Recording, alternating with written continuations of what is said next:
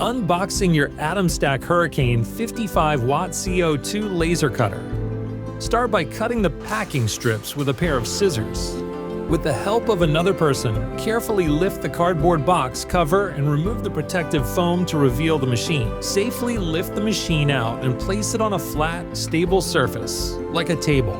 Open the machine's lid and take out the packing foam, along with all the accessories. Lay everything out to ensure all components are accounted for. Using the hex wrench provided with the machine, begin unscrewing the back plate to inspect the CO2 laser tube for any defects. Carefully remove all the screws, then take off the back plate to reveal the laser tube.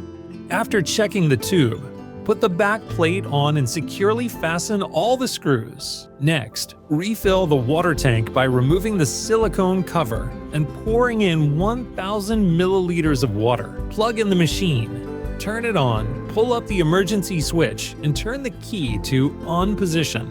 Run it for 10 seconds, then rotate the key to off position. Then pour water and ensure the water level is above the minimum and below the maximum line before putting the silicone cover. Take the emergency fire extinguisher pipe. Insert one end into the inlet port and place the other end in the reservoir.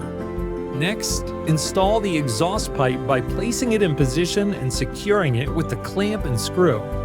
Then, place the cardboard in the center of the machine and move the laser head to the middle of the board. Press the autofocus button to adjust the laser head. To adjust the height of the laser head, use the fixed focus block and rotate the knob to lower the head. Once adjusted, remove the block.